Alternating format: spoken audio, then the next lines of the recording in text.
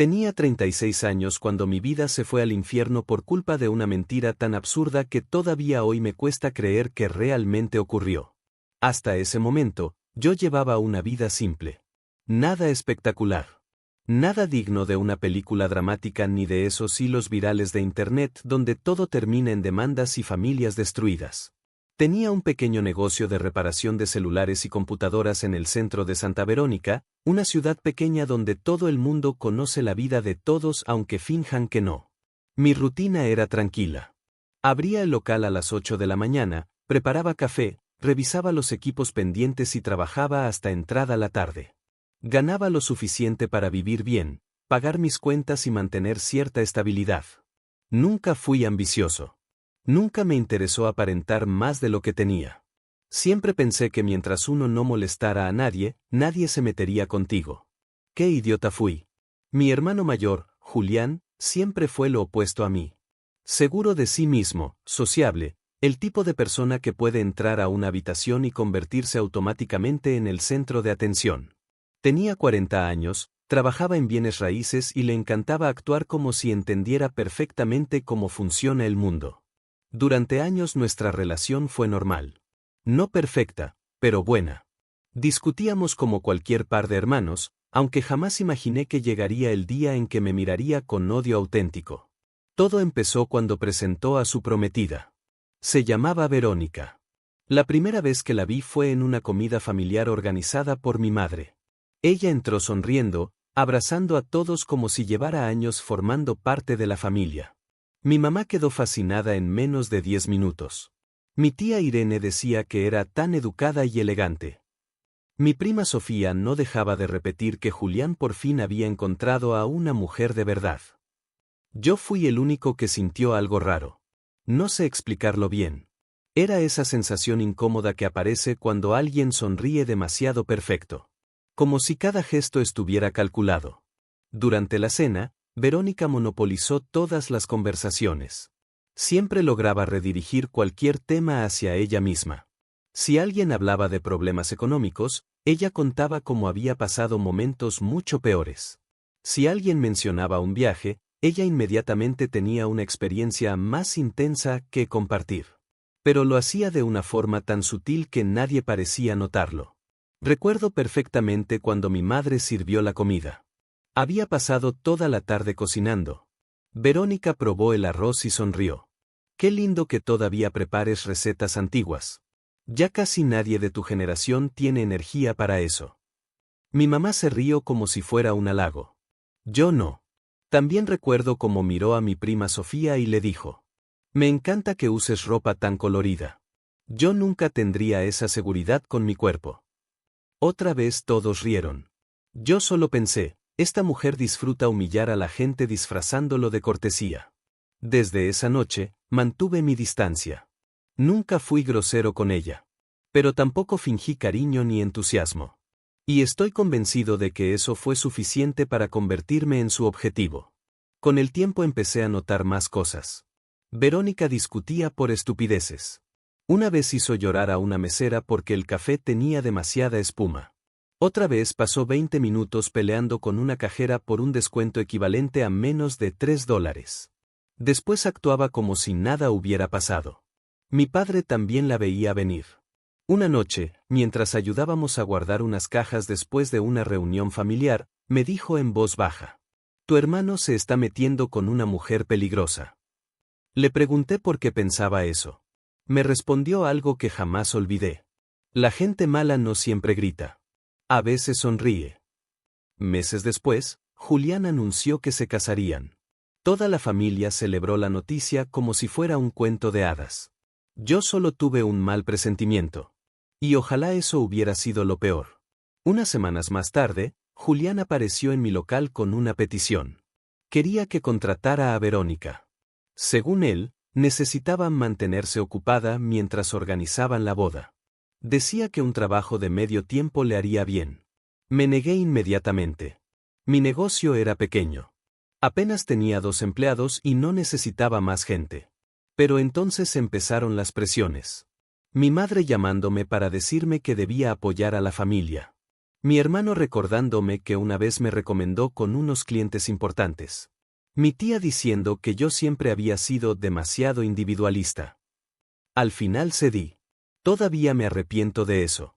Desde el primer día, Verónica fue un desastre absoluto. Llegaba tarde casi siempre. Trataba a los clientes como si fueran idiotas. Corregía a mis técnicos aunque no tenía idea de lo que estaba hablando.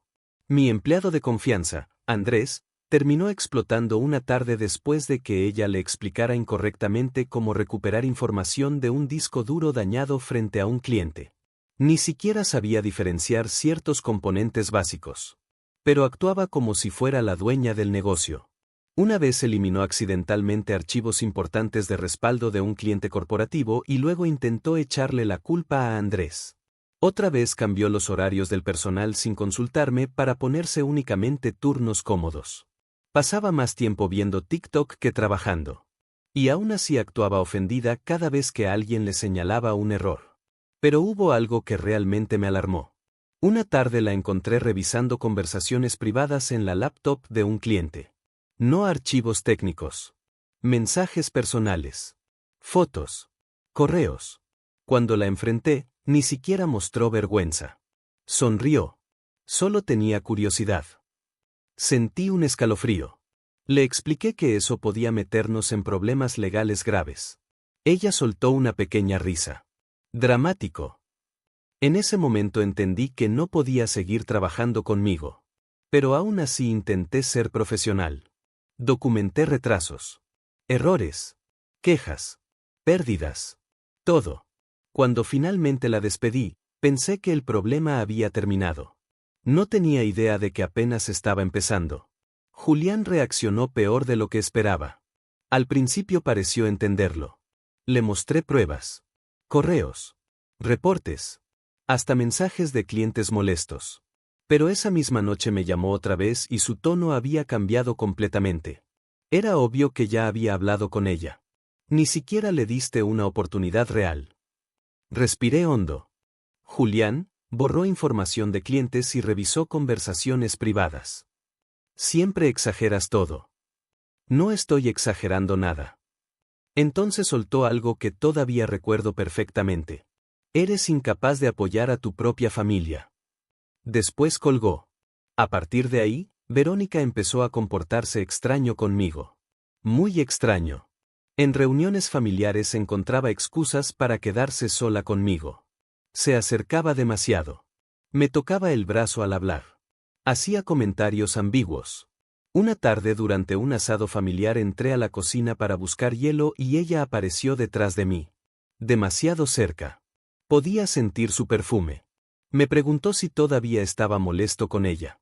Le dije que no quería problemas. Entonces me sonrió de una forma incómoda.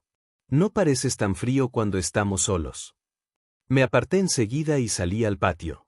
Esa noche no pude dejar de pensar en lo rara que había sido la situación. Y después llegó el día que destruyó mi vida. Hace exactamente 1 año y medio. Estaba cerrando el local cuando Julián irrumpió como un animal furioso. Ni siquiera saludó. Entró gritando. Andrés salió de la trastienda alarmado. Mi hermano cruzó el mostrador y me agarró de la camiseta. Eres un maldito enfermo. No entendía nada. Intenté apartarlo. Entonces gritó las palabras que me dejaron completamente helado.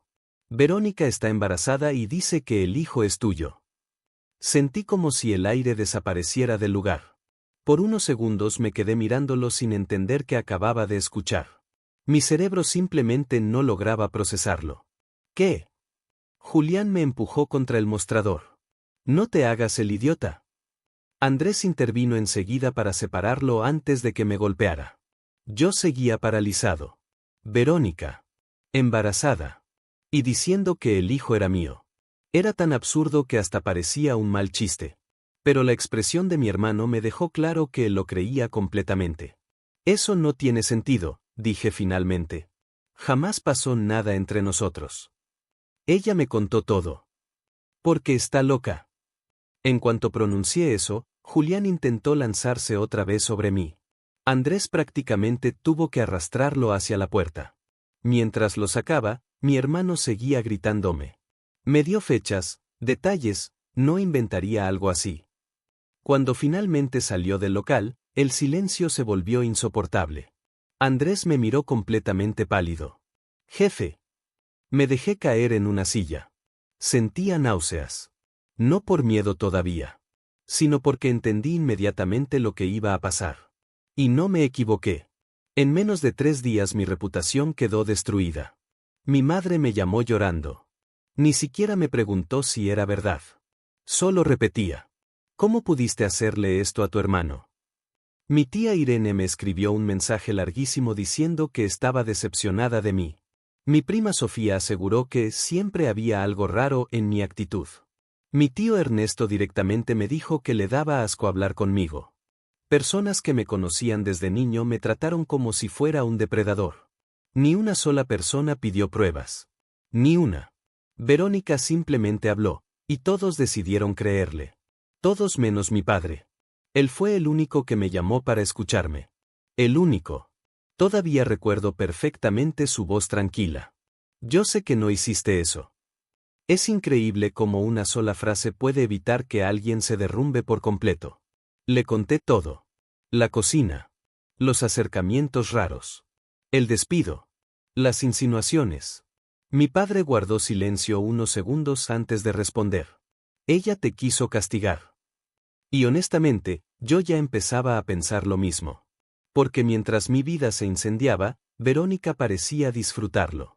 En reuniones familiares actuaba como una víctima devastada. Lloraba. Temblaba. Decía que se sentía traicionada. Y lo peor era que añadía nuevos detalles constantemente. Cada vez su historia se hacía más elaborada. Ahora decía que yo la manipulaba emocionalmente. Que aprovechaba momentos donde ella estaba vulnerable. Que la presioné para ocultarlo. Incluso insinuó que yo le había pedido abortar. Era una locura. Una mentira gigantesca construida pieza por pieza. Y la gente se la tragaba completa. En una ciudad pequeña, los rumores viajan más rápido que cualquier verdad. Empecé a notarlo en todas partes. La señora de la cafetería donde desayunaba desde hacía años dejó de sonreírme. Clientes comenzaron a cancelar trabajo sin explicación. Un negocio de seguridad informática que llevaba años enviándome equipos dejó de hacerlo de un día para otro. Mi nombre se convirtió en un problema. En un susurro. En un escándalo. Andrés fue el único empleado que no abandonó el taller. Una tarde, después de un día horrible donde apenas entraron 2 clientes, se sentó frente a mí y dijo: Yo vi cómo ella actuaba con usted. Levanté la mirada. Siempre intentaba quedarse sola contigo. Siempre te buscaba. Esto es una venganza. Era exactamente lo que yo pensaba. Pero necesitaba demostrarlo. Y ahí apareció otro problema. Verónica se negaba a hacerse una prueba de ADN. Cada vez que Julián mencionaba el tema, ella lloraba. Decía que el estrés podía afectar al bebé. Que estaba siendo revictimizada. Que yo quería humillarla públicamente. Y mi hermano, completamente cegado, aceptaba todo. Llegó un punto donde ni siquiera respondía a mis llamadas. Le escribí decenas de mensajes pidiéndole que pensara con lógica. Nada. Silencio total. Mi madre empeoró todavía más las cosas. Una noche me llamó tarde. Sonaba destruida. Pero entonces hizo una pregunta que jamás voy a olvidar. ¿Existe alguna posibilidad de que haya pasado? Sentí algo romperse dentro de mí. ¿Tú también dudas de mí? No respondió inmediatamente. Y esa pausa dolió más que cualquier insulto. Porque en ese instante entendí que ya me había condenado. Mi propia madre. Después de toda una vida. Mi padre fue quien me obligó a reaccionar. Porque honestamente, hubo días donde pensé simplemente desaparecer. Cerrar el negocio. Irme. Empezar de cero en otra ciudad. Pero él no me dejó hundirme. Comenzó a ayudarme a documentar todo. Fechas. Mensajes. Publicaciones. Comentarios. Todo.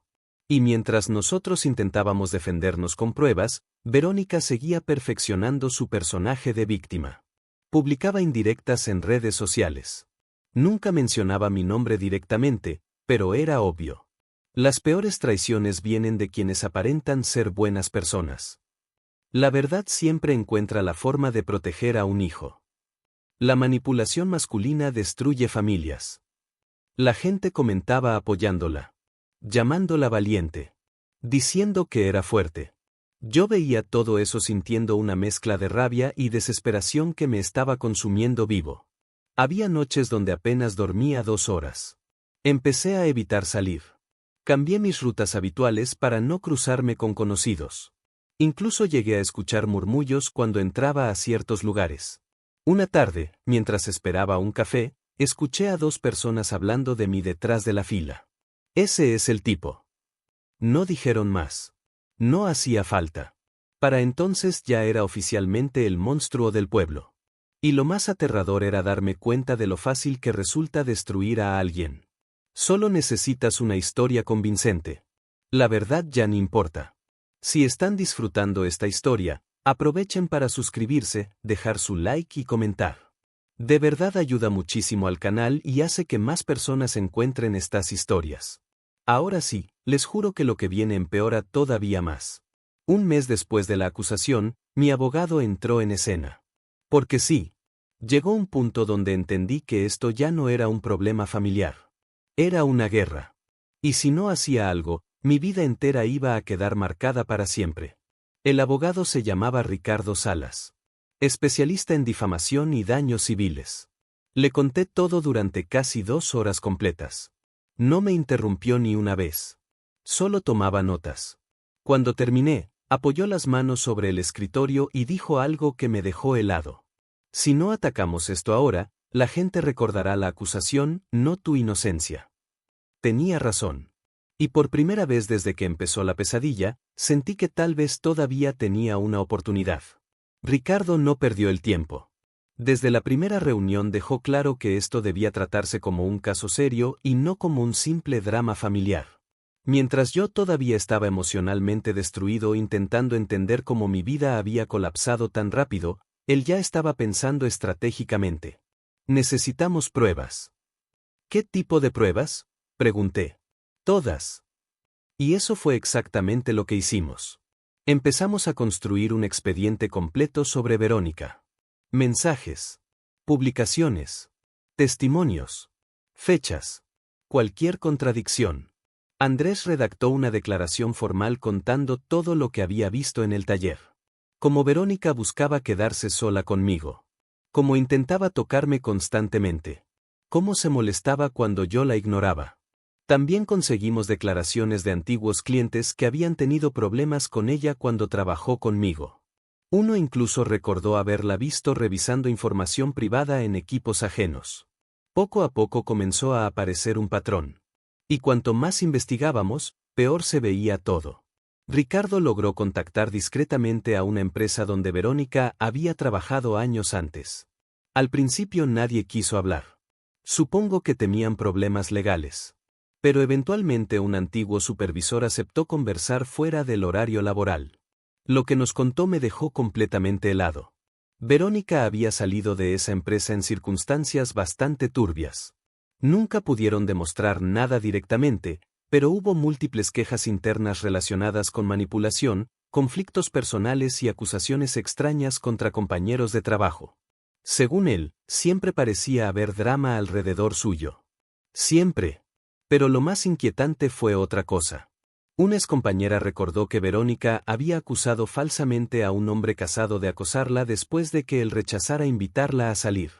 No hubo pruebas. La empresa cerró el caso silenciosamente. Pero escuchar eso me hizo sentir un vacío horrible en el estómago. Porque entonces entendí algo aterrador. Yo no era el primero. Solo era el siguiente. Mientras tanto, mi vida seguía cayéndose a pedazos. El negocio perdió casi el 60% de sus ingresos. Tuve que vender equipos para cubrir gastos básicos. Había días enteros donde no entraba ni un cliente. Incluso proveedores con los que trabajé durante años empezaron a tomar distancia. Una tarde fui a recoger un pedido y uno de ellos apenas me dirigió la palabra. Ese nivel de aislamiento psicológico empieza a destruirte lentamente. Te hace dudar de ti mismo. Te hace preguntarte si realmente vale la pena seguir luchando. Y entonces ocurrió algo que terminó de romper cualquier posibilidad de reconciliación con Julián.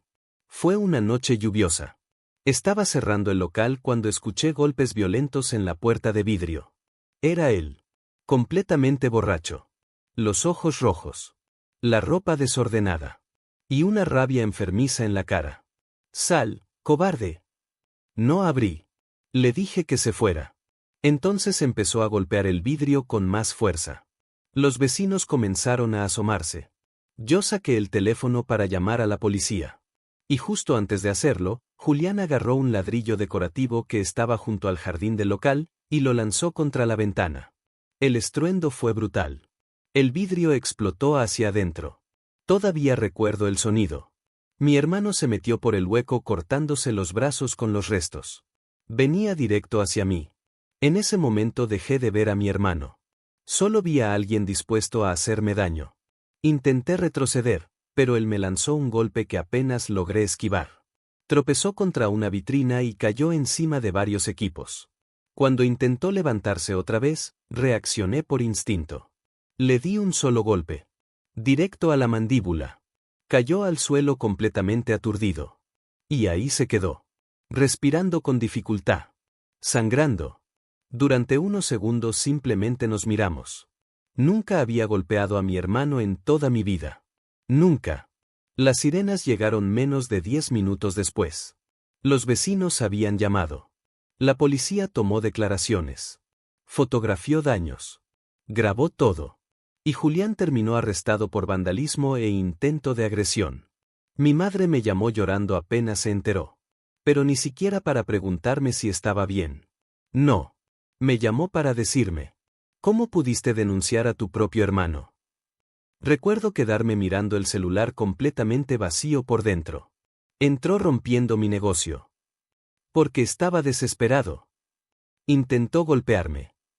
Ella empezó a llorar más fuerte. Y entonces dijo algo que terminó de destruir cualquier relación que quedaba entre nosotros. Ya no reconozco al hombre en que te convertiste. Me quedé en silencio. Porque entendí algo horrible. Para ella, incluso después de todo, el problema seguía siendo yo. No Verónica. No Julián. Yo. Mi padre llegó al taller mientras la policía seguía allí. Observó el desastre. El vidrio roto. La sangre. Los equipos dañados. Después me miró fijamente y preguntó, ¿estás herido? Negué con la cabeza. Él asintió lentamente. Y luego dijo algo que jamás olvidaré. Hiciste bien en defenderte. Fue la primera vez en semanas que sentí que alguien seguía viéndome como una persona normal. Después de esa noche, Ricardo aceleró todo el proceso legal. Presentamos formalmente la solicitud judicial para exigir una prueba de paternidad prenatal. Verónica intentó evitarlo desesperadamente. Su abogado alegó estrés emocional, riesgos médicos, daños psicológicos. Pero Ricardo era implacable. Y honestamente, creo que Verónica empezó a asustarse. Porque por primera vez ya no estaba controlando la situación. Por primera vez alguien estaba exigiendo evidencia real. Las semanas siguientes fueron insoportables. Cada día parecía durar un mes. Yo apenas dormía. Andrés prácticamente manejaba el taller solo mientras yo pasaba horas reuniéndome con abogados y revisando documentación. Y entonces finalmente llegó la orden judicial. La prueba debía realizarse. Sin excusas. Sin más retrasos. Nunca voy a olvidar el día que nos encontramos en la clínica privada. Verónica apareció tomada del brazo de Julián. Vestida completamente de blanco. Como si estuviera actuando en una película. Cuando pasó junto a mí, ni siquiera me miró. Pero hubo un instante. Solo uno. Donde vi miedo real en su expresión. No tristeza. No indignación. Miedo. Porque ella sabía algo que nosotros todavía no. Y era que toda su mentira estaba a punto de derrumbarse. Las 2 semanas de espera después de la prueba fueron probablemente las peores de toda mi vida. No exagero. Vivía con el teléfono en la mano. Dormía mal. Comía poco. Y cada vez que sonaba una notificación sentía el corazón detenerse por un segundo. Porque aunque estaba completamente seguro de mi inocencia, una pequeña parte de mí seguía aterrada. No por la posibilidad de ser el padre. Eso era imposible. Lo que me aterraba era que algo saliera mal. Que Verónica encontrara otra manera de manipular la situación. Que apareciera otra mentira. Que todo volviera a girar a su favor. Cuando tu vida lleva meses siendo destruida por acusaciones falsas, empiezas a desarrollar paranoia. Y honestamente, con razón. El día que Ricardo me llamó para decirme que los resultados habían llegado, sentí las piernas débiles. Fui directamente a su oficina. Recuerdo perfectamente el sobre el escritorio. Blanco. Simple. Tan pequeño, y aún así capaz de decidir el rumbo de mi vida. Ricardo me observó en silencio mientras lo abría. Yo apenas podía respirar. Leí el documento una vez. Luego otra. Y después una tercera. Probabilidad de paternidad, 0%.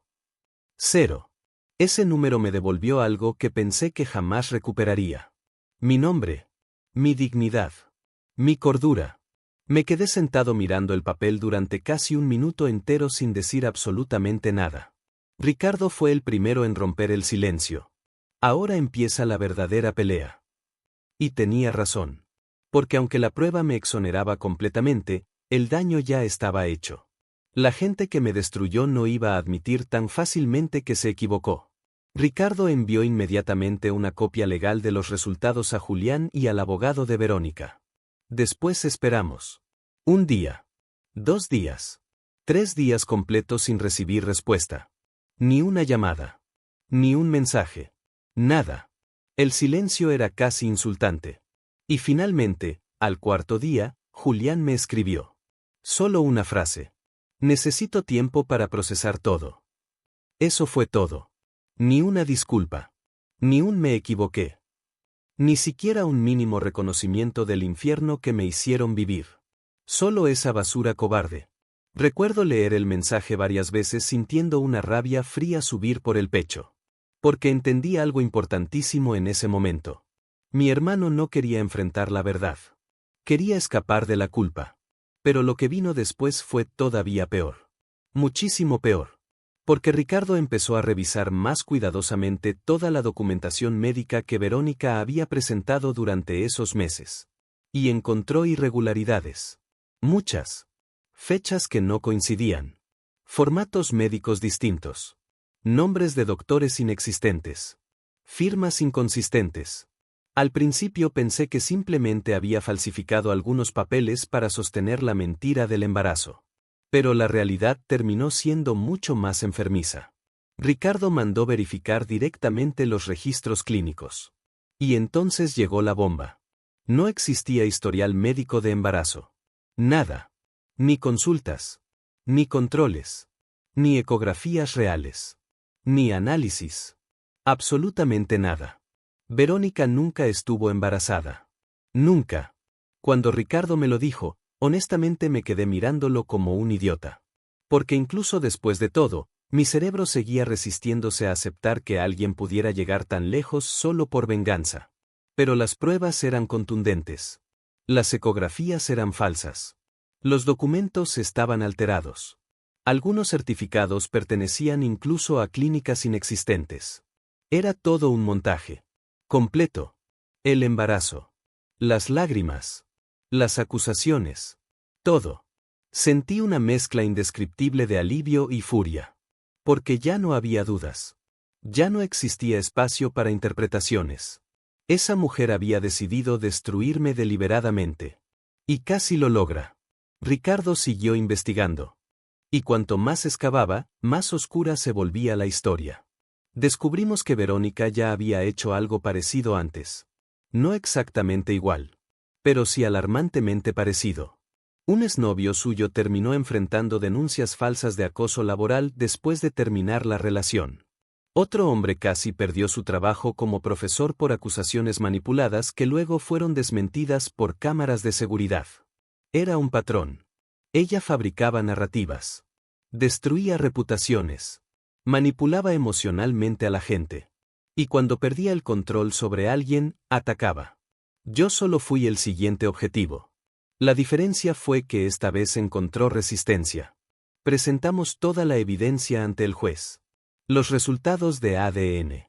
Las inconsistencias médicas. Las declaraciones de antiguos empleadores. Los testimonios de Andrés. Las publicaciones contradictorias en redes sociales. Todo. Y poco a poco la historia empezó a cambiar afuera también. La gente comenzó a murmurar otra clase de cosas. Ahora ya no decían: ese tipo embarazó a la prometida de su hermano. Ahora decían: parece que la mujer mintió. Qué curioso cómo funciona la moral pública. Cuando creen que eres culpable, todos hablan. Cuando descubren que eres inocente, todos guardan silencio. Nadie quería hacerse responsable de nada. Mi tía Irene empezó a decir que todo había sido una confusión. Mi prima Sofía dejó de mencionar el tema. Personas que me insultaron durante meses actuaban como si jamás hubieran dudado de mí. Eso me enfermaba más que los insultos iniciales.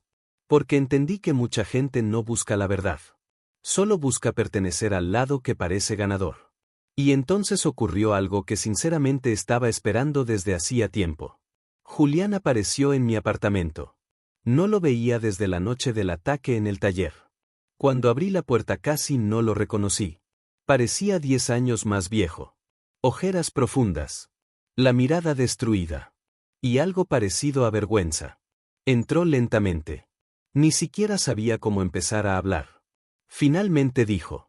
Ella confesó. No respondí. Solo seguí mirándolo. Dijo que inventó todo. Sentí el corazón latiendo con tanta fuerza que me dolía el pecho. Julián siguió hablando. Dijo que Verónica admitió haber planeado toda la mentira después de que la despedí. Según ella, yo la había humillado. Y quería hacerme sufrir. Eso fue lo que dijo. Hacerme sufrir.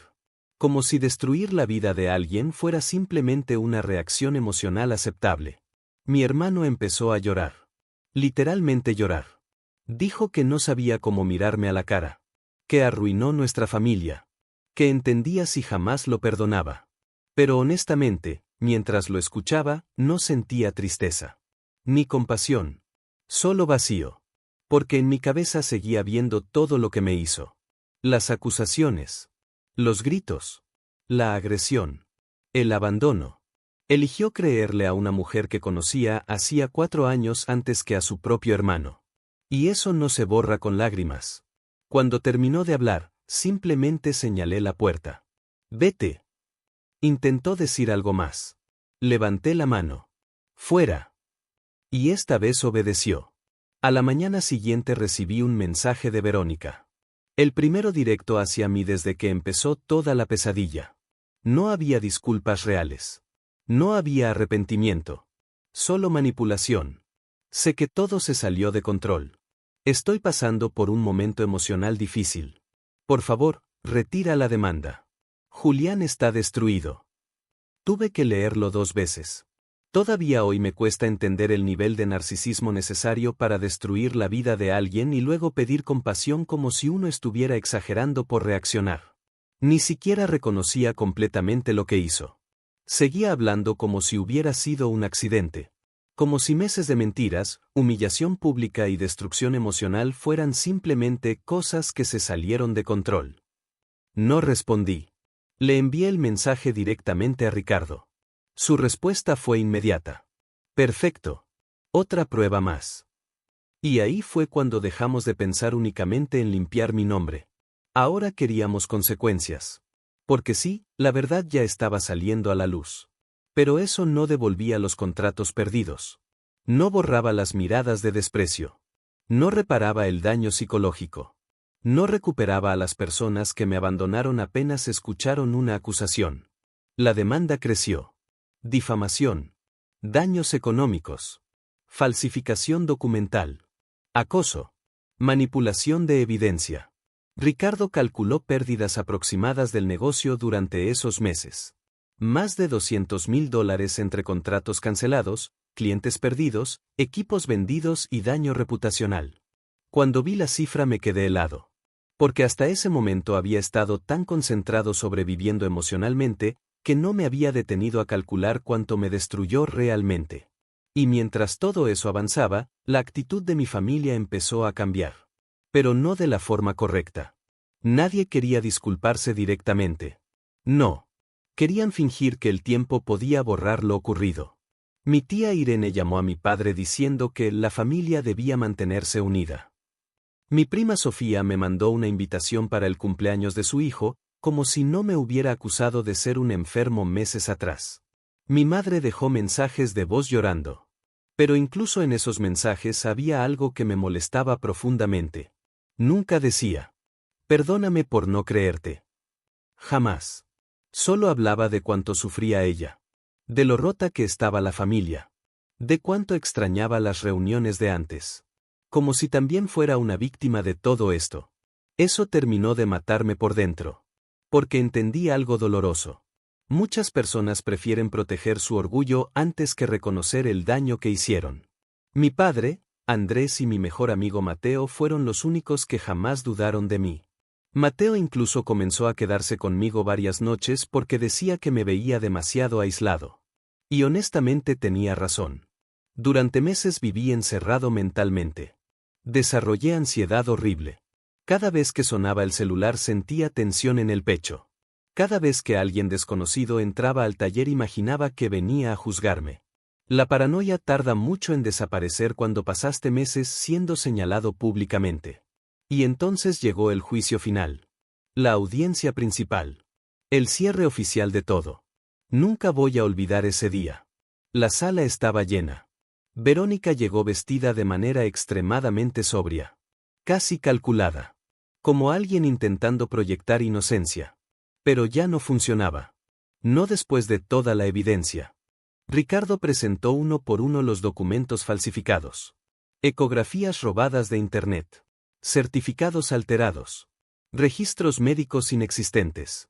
Metadatos digitales. Correos. Capturas. Todo. Y mientras hablaba, yo observaba a Verónica. Por primera vez desde que la conocí, parecía pequeña. No poderosa. No manipuladora. Pequeña. Su abogado intentó argumentar inestabilidad emocional. Problemas psicológicos. Estrés. Pero honestamente ya nadie estaba comprando eso. El momento definitivo llegó cuando la fiscalía confirmó oficialmente que nunca existió embarazo alguno. La sala quedó completamente en silencio. Ni siquiera fue dramático. No hubo gritos. Ni lágrimas. Ni confesiones cinematográficas. Fue peor. Fue frío. Real. Inevitable. El abogado de Verónica pidió un receso. Cuando regresaron, prácticamente se rindieron. Admitieron que los documentos eran falsos.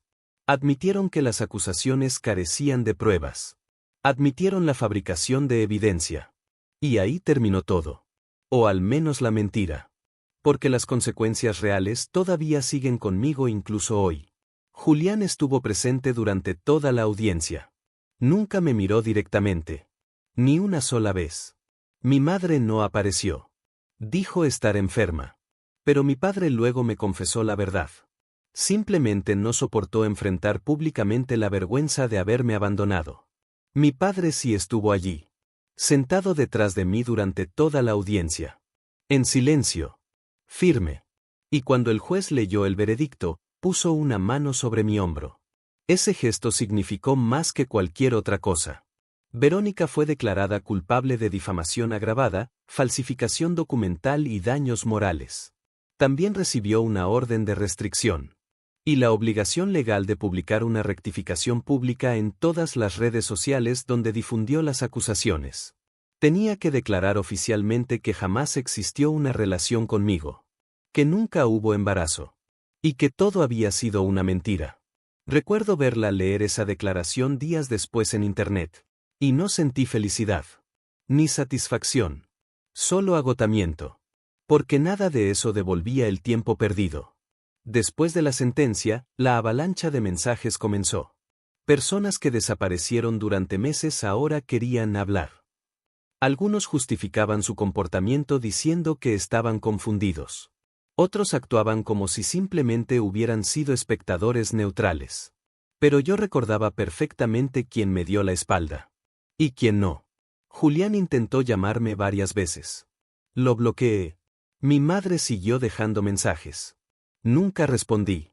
Hay heridas que no cierran solo porque la verdad salió a la luz. Pasó aproximadamente un año desde que empezó todo. Y poco a poco reconstruí mi vida. El negocio sobrevivió. Con muchísimo esfuerzo. Publiqué la sentencia completa en la página oficial del taller. No para vengarme, sino porque necesitaba que los hechos fueran visibles. Y funcionó. Algunos clientes regresaron. Otros nunca volvieron. Pero aprendí a aceptar eso. Contraté a 2 nuevos técnicos. Andrés fue ascendido a encargado general. Se lo ganó más que nadie. Mi relación con mi padre se volvió muchísimo más fuerte. Ahora cenamos juntos todos los domingos. Una tradición nacida del desastre. Con mi madre, todo es distante. Educado. Frío. Ya no existe confianza. Y honestamente no creo que vuelva jamás. Supe que Julián terminó separándose de Verónica pocos meses después del juicio. Al parecer no soportó la humillación pública. Se mudó lejos. Y hace unos meses me envió una carta escrita a mano. Decía que quería recuperar a su hermano. Que entendía el daño que causó. Que se dejó manipular. La quemé sin terminar de leerla. Porque algunas cosas no tienen arreglo. En cuanto a Verónica, intentó mudarse de ciudad después de incumplir varios pagos judiciales. Pero Ricardo ya estaba preparado para eso. Las consecuencias legales siguieron persiguiéndola. Y aún así, meses después comenzaron a aparecer reseñas falsas contra mi negocio en Internet. El mismo estilo de escritura. Las mismas frases pasivo-agresivas. La misma obsesión. Las denunciamos todas. Porque algunas personas nunca dejan de intentar destruir lo que no pudieron controlar. Hoy puedo decir que sobreviví. Pero sobrevivir no significa salir intacto. Todavía hay días donde recuerdo cómo todos me condenaron sin pruebas. Todavía me cuesta confiar plenamente en la gente. Todavía siento rabia cuando pienso en lo fácil que fue convertir mi vida en basura solo con una acusación. Pero también aprendí algo importante. La verdad no siempre llega rápido. A veces llega tarde. A veces no repara completamente el daño. Pero cuando finalmente aparece, deja al descubierto quien realmente estuvo contigo. Y quien solo esperaba verte caer.